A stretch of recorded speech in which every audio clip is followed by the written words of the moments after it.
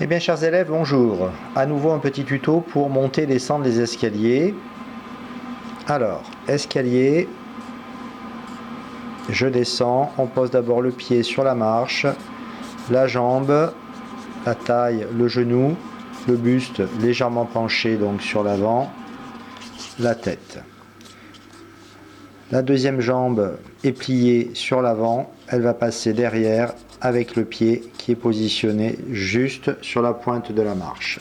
Je noircis la jambe qui vient devant. Voilà un personnage qui descend donc l'escalier. Je mettrai son bras par exemple ici pour la descente ici. Voilà le personnage. Autre position toujours de descente, même chose ici. Escalier. Je vais donc cette fois-ci poser toujours le pied ici, plier la jambe avant, articulation, pencher légèrement ici vers l'avant, sa tête et là aussi sa jambe arrière. Donc là, il sera en train de descendre un petit peu plus rapidement. Toujours le bras plié sur l'arrière, le bras à l'avant pour donner le mouvement.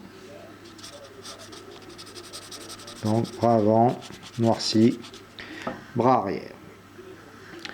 Troisième position. Il monte. Donc pied droit, jambe droite, le buste, la tête. Il plie la jambe de façon à ce que le pied vienne se positionner sur la marche suivante. Là aussi, le bras le long du corps. Il monte par exemple, sans courir, lentement.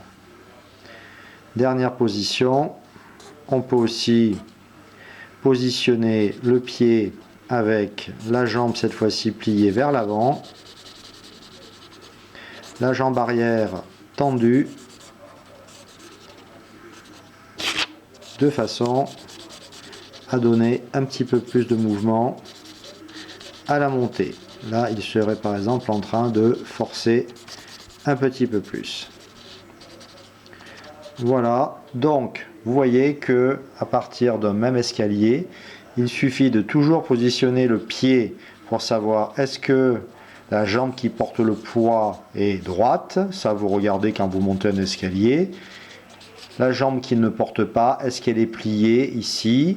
Et inversement, là aussi, quand je descends, c'est la jambe d'appui qui se plie et la jambe arrière qui se redresse. Donc vous essayez de respecter toujours la même longueur pour la cuisse et le mollet, donc les deux parties de la jambe, de les articuler pour que ce soit juste. Ici, vous voyez que la jambe qui est arrière, je respecte la même proportion. Si le genou arrive ici, hauteur ici, même longueur là, je rebats derrière, le pied touche. Il faut toujours vous repérer effectivement sur la marche, voir si le pied est en contact ou pas avec le sol. Et bien voilà, c'était un petit complément pour les personnages qui montent et qui descendent. Ensuite, à vous de vous amuser.